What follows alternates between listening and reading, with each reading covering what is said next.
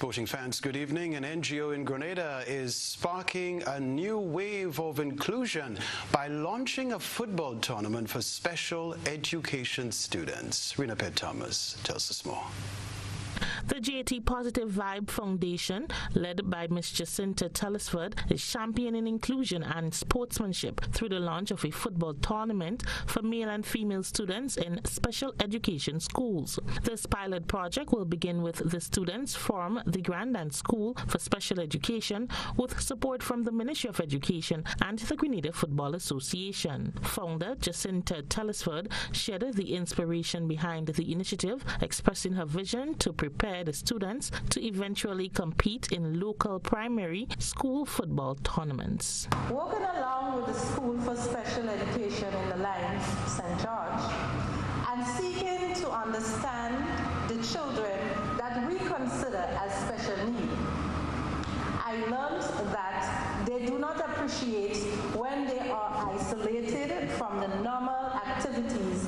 That the long-term aim will be to have the school participate in the national primary school football competition. I pause here to say that I learned in my discussion with the Ministry of Education that the school is neither primary or secondary school, but they are willing to work towards that goal. I am pleased to have the blessing of the Ministry of Education, the Ministry of Sports, the School for Special Education, and of course Grenada Football Association. They believed in this project and many of the other projects that I venture into. Telesford is appealing to sponsors to support the initiative, emphasizing the importance of fostering inclusion in sports. I encourage other sponsors to come on board. It's not too late. Come on board to ensure that you work along with us, the team, to have the students have a safe, productive football tournament. As sponsors, we know that you constantly give back to the community, and then we ask you to come on board again. Over a 5-week period, the students will be coached by Carlos Lewis, who will teach them the fundamentals of the sport. So now, while it benefits the kids, it also benefits me as an individual. So now I have to come down to meet the standard, to help them to grow as a unit. So I'm very excited about it. The program is a short program. It's about 5 weeks, and it only runs on Fridays. We're losing one Friday for independence, so we have to extend it to another week.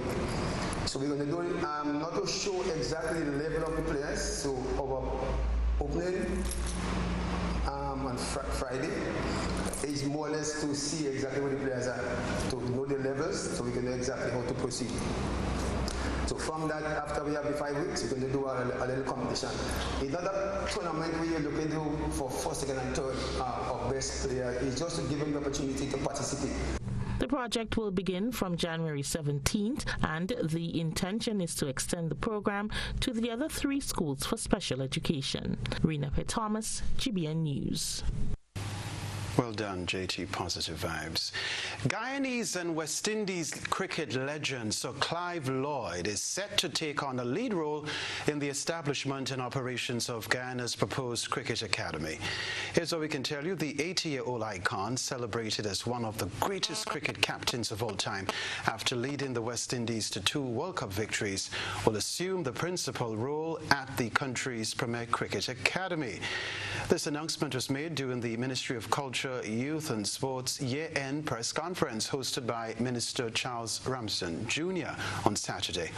According to Minister Ramson, the academy will be a state-of-the-art facility located on a 20-acre plot in Good Hope on the east coast of Demerara.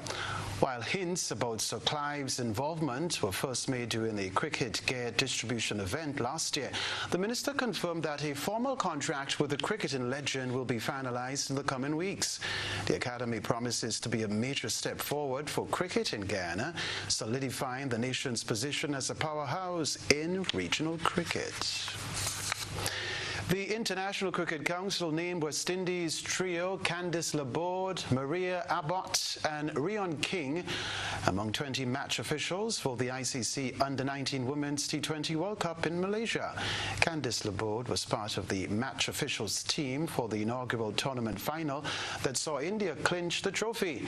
Candice Laborde and Maria Abbott were named as match officials for the ICC Under-19 Women's T20 World Cup 2025, while Rion King was named match referee.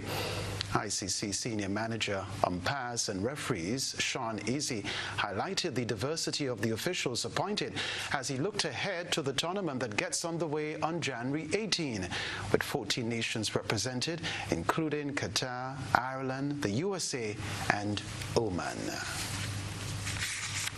That's the sports news for now.